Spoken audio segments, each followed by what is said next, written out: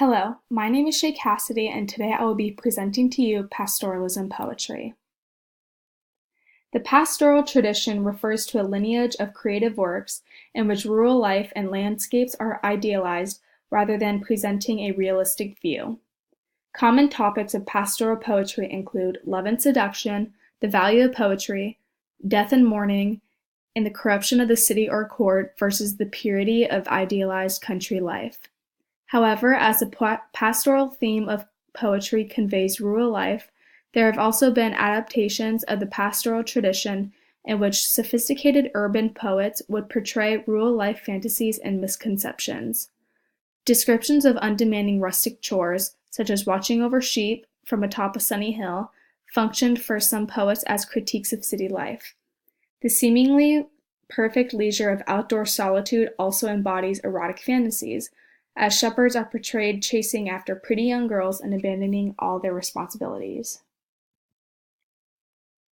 The author of pastoralism poetry that I will be exploring today is Virgil. Publius Virgilius Maro, or better known as Virgil in English, was born on October 15th, 70 BCE in a farming village in northern Italy known as Andes. Following the pastoral tradition, Virgil spent 7 years writing his great work, the Georgics.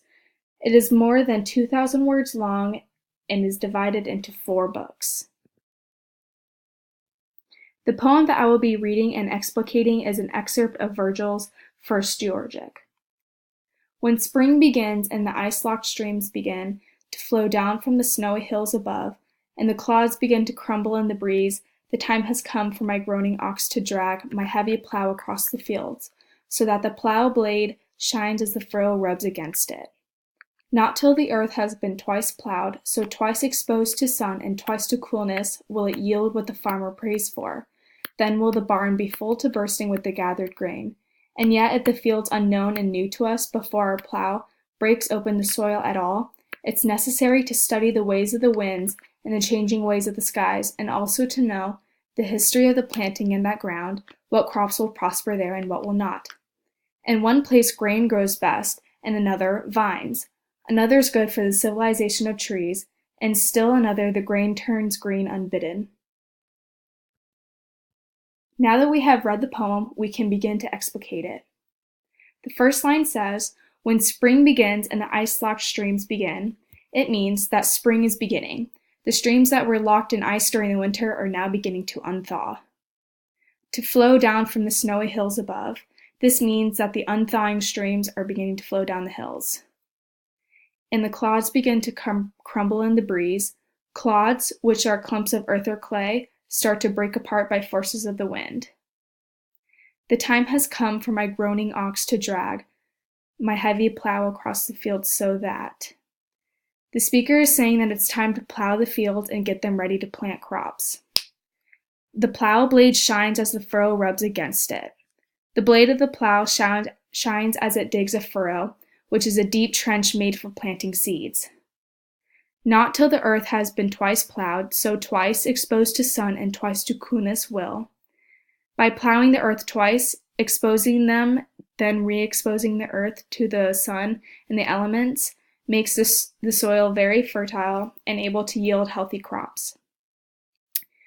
Will it yield what the farmer prays for? Then will the fertile soil will be able to yield healthy crops, which is what the farmer is hoping for. Be full to bursting with the gathered grain. The barn will be bursting with all of the grain.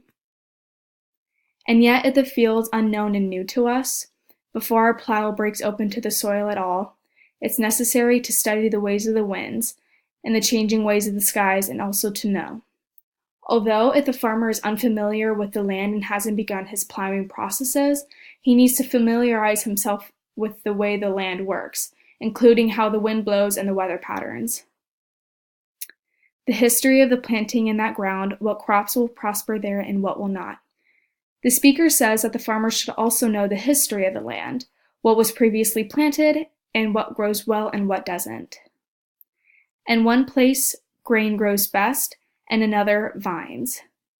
In some places of the land, grain may grow best, and in other places, vines may grow best.